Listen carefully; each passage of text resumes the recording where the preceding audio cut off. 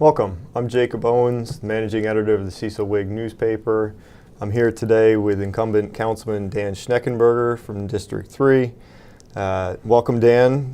Get a chance to sit down and talk a little bit about the 2018 campaign with us. Thank you, Jake. It's a pleasure to be here.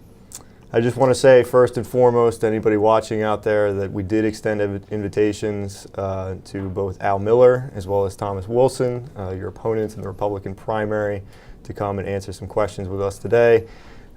They both either declined or did not respond to that invitation. Wondering just any reaction in terms of their decision not be here today. I've tried to be as accessible as I can throughout my four-year term, and honestly, when I was elected, Cecil TV was not even part of it, but they've been a regular fixture at our county council meetings, and just felt it was a good opportunity when Doug tried repeatedly to put this District 3 panel together, and I said, hey, I'm available at any time you want, and so I'm glad to be here. We've done several forums, lots of opportunities, and I think that's, as a candidate, you have to be accessible so voters can see what your position is on the issues. Sure. Now, Dan, you're serving currently as Vice President of the Council, the second senior position on the Council. You're finishing up a first term here with the county's legislative body. You've now been through two budget cycles underneath County Executive Alan McCarthy. First one marked by a pretty controversial debate over some tax increases. The second one, not so much, although there were some questions over some spending allocations. Sure. Just wondering, if from a general impression, where do you feel that the council and the county really stand after two cycles here with County Executive McCarthy? Well, I think certainly the second budget was certainly a lot one that people could agree with. We went through a very excessive tax increase. It was a surprise to all of us, and one of the things we indicated to the county executive was we don't want to be surprised anymore. That was a surprise budget, and said let's try to work together and be a little bit more. Whatever revenues were coming in, that's what we're going to spend. We don't need any more revenue increasing budgets, or it's going to fail. It would fail again, or we have to look at some other measures. I think the other part is county council hired for the first time our own auditor, and I don't know that kept the county executive's budget people honest or not, but I think we're going to continue to do that in the future to look for ways to allow county council to have a very good say in the budget process. Right, and for viewers out there that are unaware, the council, of course, doesn't have an opportunity to add spending to the budget, although there are some limited means in the education budget. But for the most part, your goal is to either cut spending and fulfill some revenue obligations. But I'm wondering, the first budget you guys were a part of obviously ended in some controversy because you guys were unable to agree on a proposal amongst yourselves, the five-member body. That there were a number of cut discussions that came up last year for that. I'm wondering, just general reaction, how do you feel about how that cycle ended ultimately with Executive McCarthy's proposal becoming law without action from Well, council? I think a lot of people were surprised that measure we amended our charter.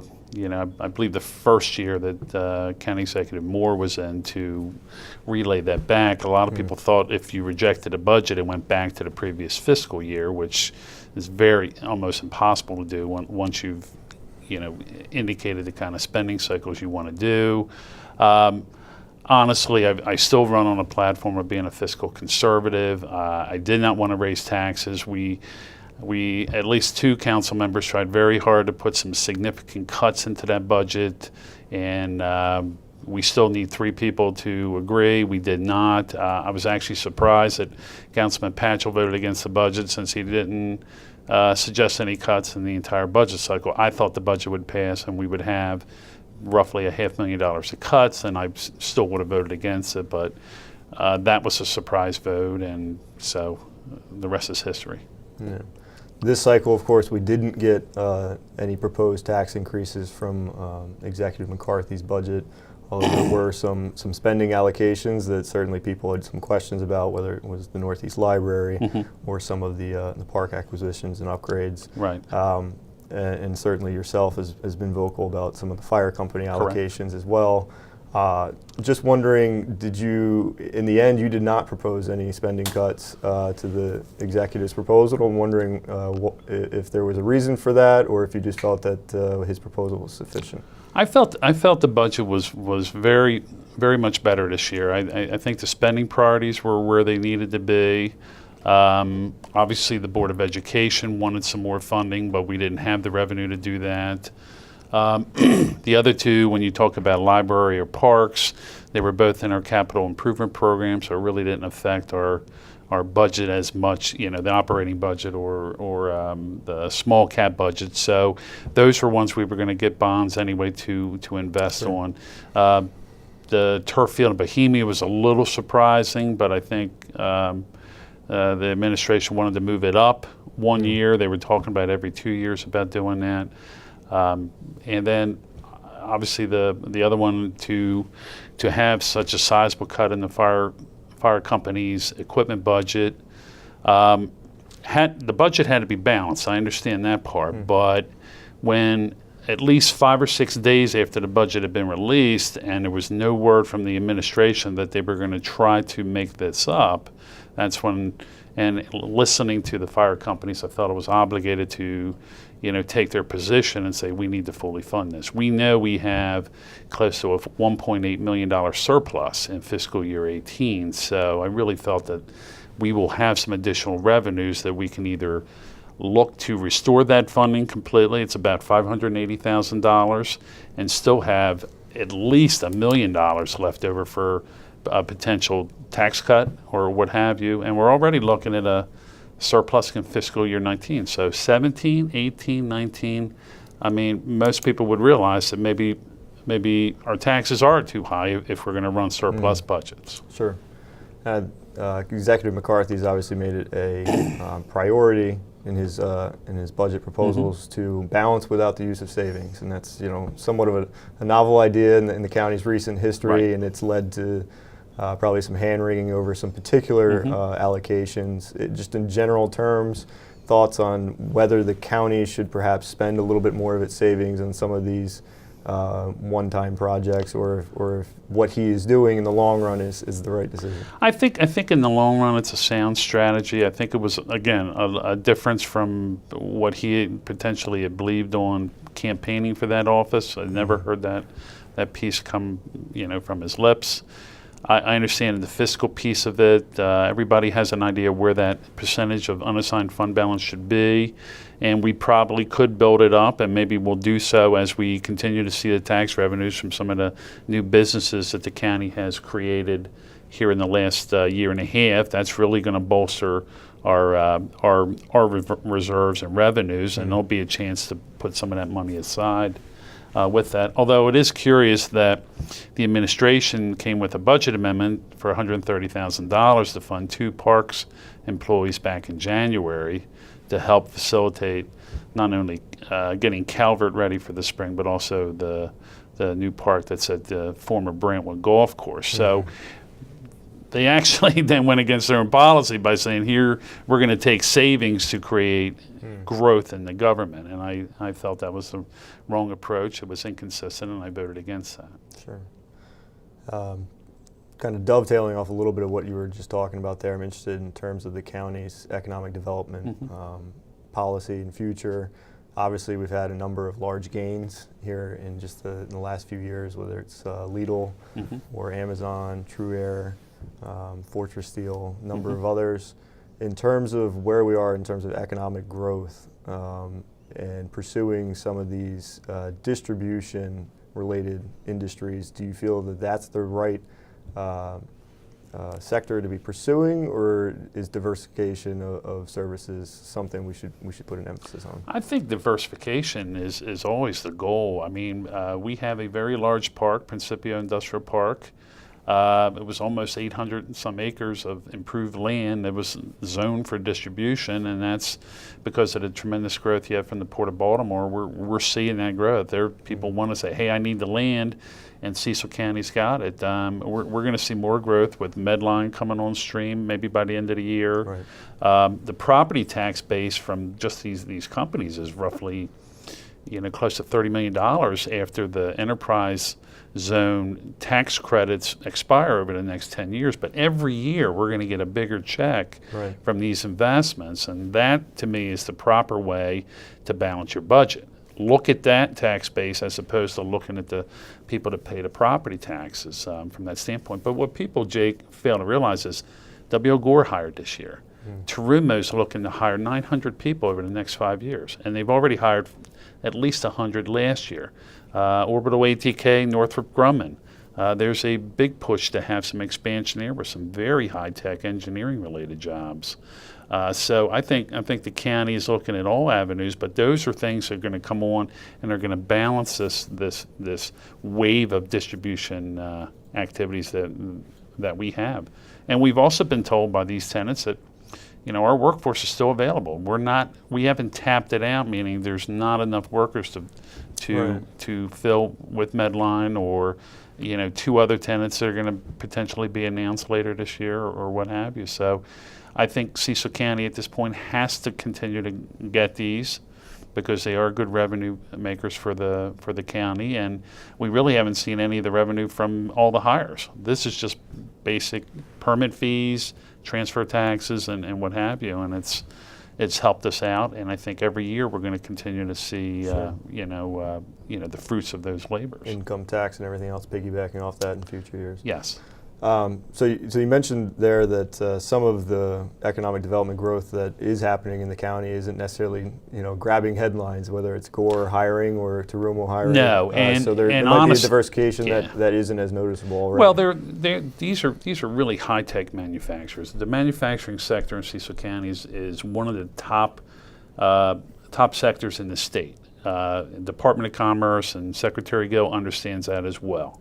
So these companies continue to invest here, and W.O. Gore's got 14 sites, and they continue to innovate and look for ways to expand their product line, and they're going to do it right here in Cecil County.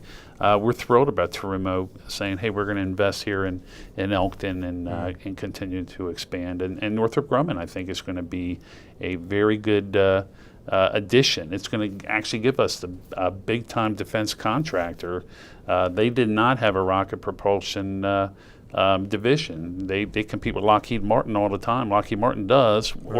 Orbital ATK was going against Lockheed Martin and a lot of defense contractors. Now Northrop Grumman can go after them with all the phases, and I just think that bodes well for a educated, STEM-related type workforce that right now our schools do very well in producing some of these kids. We just have to, once they get their college degree, we can come back and say, hey, you have a job here. Come back to Cecil County and work and live and play. Sure.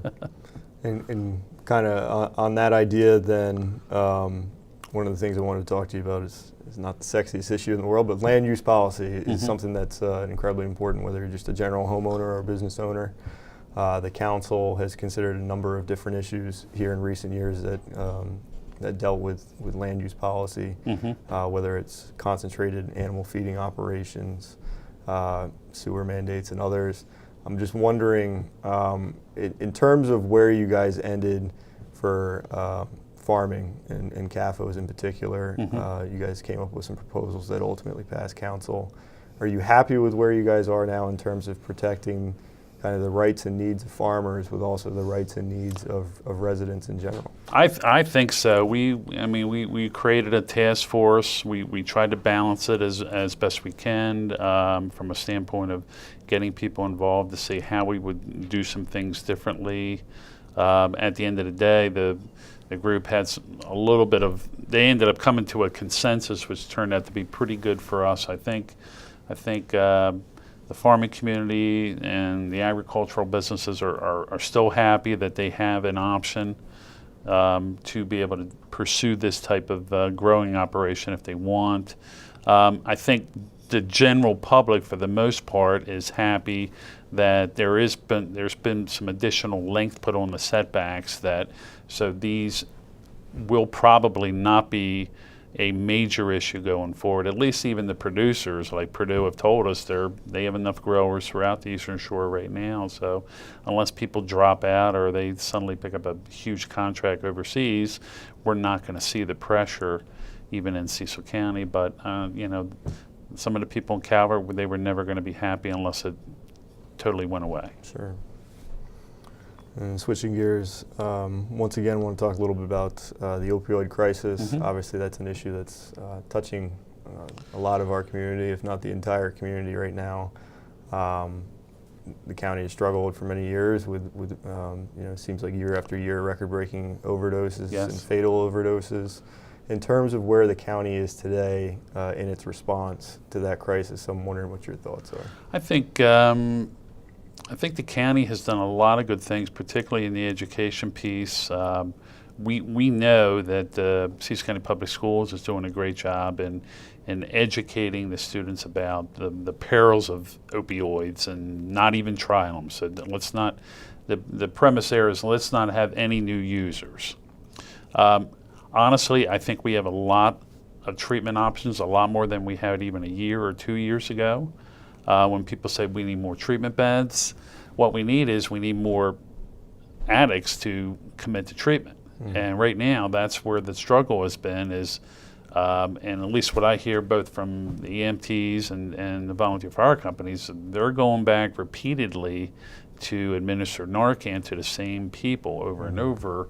And I think that's where the frustration is coming in from a standpoint of, how many times do you go back and do this? For people that refuse treatment or actually want to crave fentanyl, not run away from it, but crave it because they're chasing the dragon, and that's the biggest frustration that we see. I think certainly cutting down on supply is always going to be on top of the list, although that's very difficult to pin down. We know most of the opioids coming in our county are coming from Philadelphia. It's always been a misnomer. They're flying up from Baltimore. They're really coming from Philadelphia. We work with a lot of different task force, Maryland State Police, Delaware State Police. Town of Elkton's very good at drug interdiction. Their police department's excellent. So I think there's a lot of things there that will continue to work out well. Ray Lynn has given us tremendous data, on-time data, whether we like it or not. It's factual. County's heroin coordinator. Yes, and he's been good because early on in this process we were getting data 6 to 8 months old from the Department of Health, from the state, and it's like how are we supposed to plan for that? When you want to see things are monthly, how these things are going. So I think we're treading water, we're plateauing, but we have a lot of good things in place. We probably could use more money, and hopefully we may see it from the state or from the federal government flowing down to the state. The state of emergency hasn't really manifested itself into things that we could say, wow, we can grab that, or that's a grant, or that's something we can do. I think our other concern is bringing up fentanyl. We're very concerned about how that's going to affect first responders, including our K9 dogs. When they get called in to a possible overdose, they have to now put a lot of personal protective equipment on that they didn't normally use because that's such a dangerous drug, and it seems to be all over the place. Difficult situation all around. Yes. Obviously, when we talk about response to the opioid crisis, it's kind of a three-tier approach almost. You have prevention, you have enforcement, you have treatment. Correct. Obviously, all three of those are very important. And, you really can't fight a winning battle against that without using all three. But in a hypothetical scenario, if I'm going to give you $100,000 to use as you can, as well as you can, is there one particular place where you feel like the county can start doing more to help turn that tide? Honestly, it's more. I would push, at least if somebody said, "Here's 100,000," there's two things. I would put it toward the public safety sector. Is there more?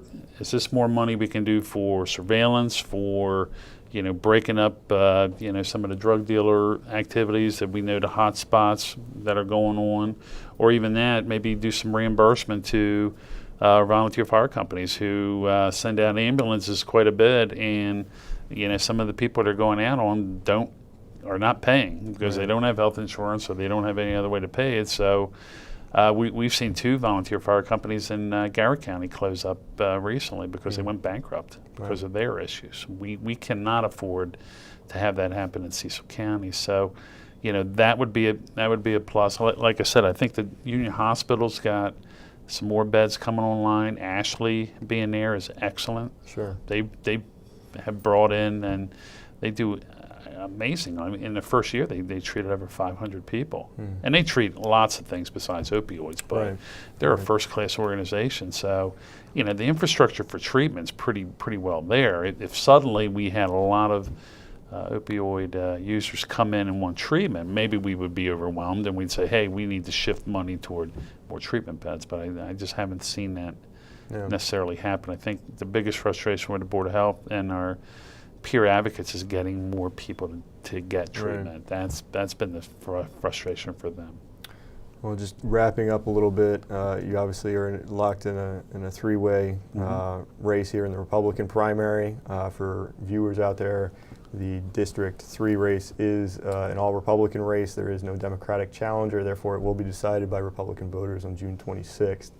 Wondering, just in summation, since you are here, why should folks not change course and stick with the incumbent in District 3? I think for a lot of reasons, I've worked very hard on behalf of all constituents, not just District 3, but my tagline's been focus on jobs, and I serve as ex officio on the Economic Development Commission. I've paid a lot of attention to the growth. I've met some new prospects. I give a lot of intelligence to Director Chris Moore on possible Delaware companies to move over here.